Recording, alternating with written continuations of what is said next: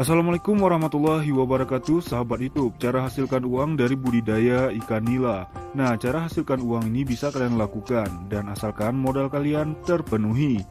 Oke, sebelum kita lanjutkan video ini, jangan lupa tekan tombol subscribe dan bunyikan tanda loncengnya agar kita lebih semangat dalam berbagi ilmu dan membuat video-video yang lebih menarik lainnya.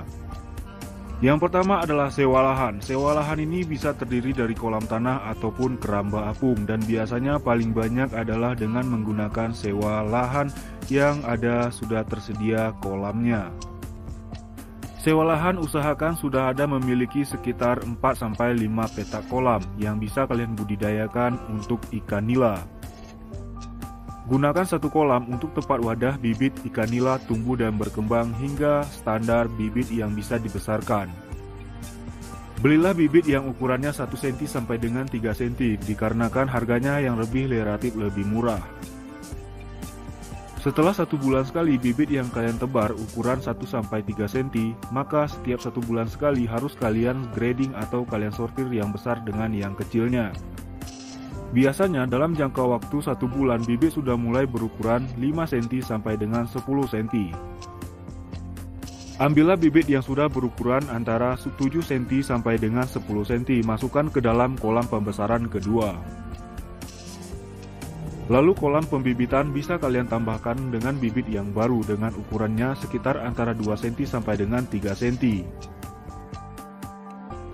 Usahakan kolam pembesaran kedua dan seterusnya harus memiliki arus yang begitu keras. Kalau untuk pembibitan tidak usah terlalu keras karena tidak memerlukan oksigen yang melimpah. Jika debit air kolam pembesaran terlalu kecil, maka kalian tidak perlu melakukan kepadatan tebar.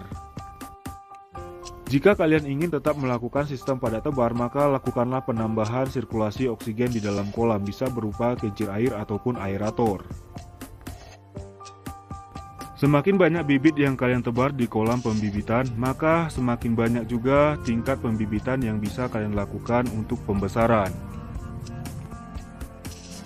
Di kolam pembesaran yang kedua, kalian masih tetap melakukan penggradingan atau penyortiran yang besar dengan yang kecilnya. Ketika ukuran ikan nila pembesaran pertama sudah berukuran kurang lebih 5 cm ke atas, maka lakukan pemindahan kolam ke kolam pembesaran ketiga. Dan biasanya ke kolam ketiga ini kalian tidak perlu lagi melakukan penggradingan atau penyortiran sampai panen. Pilihlah bibit yang berkualitas dan jenis yang baik agar pertumbuhan ikan nila yang kalian budidayakan di kolam tanah bisa lebih maksimal untuk tingkat pemanenannya. Berilah pakan pada saat tepat waktu agar pertumbuhan ikan nila bisa stabil walau dibudidaya di kolam tanah. Harga jual ikan konsumsi yang dibudidaya di kolam tanah memang relatif lebih murah daripada budidayanya di dalam keramba. Ini dikarenakan ikan nila yang dibudidaya di kolam tanah agak sedikit berbau lumpur, dan sedangkan untuk dibudidaya di dalam keramba biasanya tidak berbau lumpur. Tetapi dari segi pertumbuhannya memang lebih cepat dibudidaya di kolam tanah, asalkan pemberian pakannya sesuai.